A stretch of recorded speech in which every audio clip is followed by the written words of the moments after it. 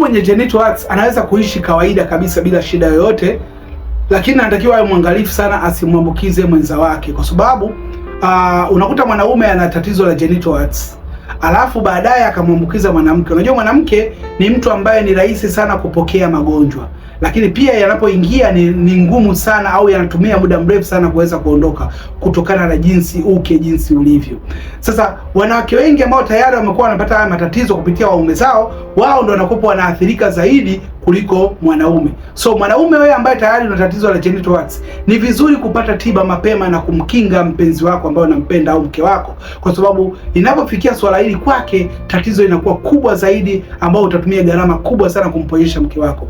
Na wewe ambaye tayari una tatizo hili, chukua namba yangu bio, nipigie niweze kukusaidia. Nimekuwa nawasaidia wanaume wengi sana ambao wana tatizo la genital warts, yani wanakopo na vinundunundu au wanakopo na visunzua au vinyamanyama sehemu ya uume au sehemu ambayo inazunguka korodani.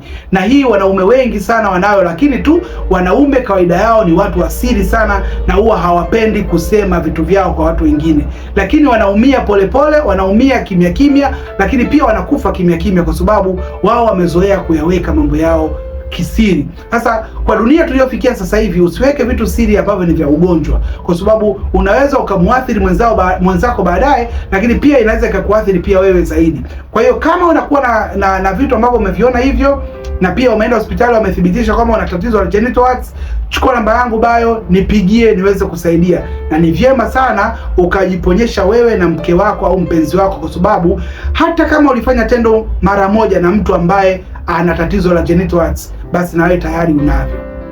Lakini kitakacho kusaidia tu labda kinga yako ya mwili kama iko vizuri zaidi, ndio ambayo itaweza kukukinga. Lakini pia unaweza usione matokeo sasa hivi, usione kama una tatizo lolote, lakini baada ya muda ukaona kwamba unaanza kupata hizo tatizo la genital warts. Sasa ni vizuri na wewe pia unapoenda kwa mpenzi wako anapokuwa na hiyo tatizo, nenda kapime kuhakikisha kama na wewe hauna virusi hivi vya HPV ambavyo vinaweza baadaye vikasababisha genital warts au saratani ya shingo ya kizazi. Chukua namba yangu bao, nipigie niweze kusaidia vizuri, lakini pia nikusaidie kupatia tiba nzuri kwa watu wenye tatizo la genital warts, pamoja watu ambao kinga zao ziko chini.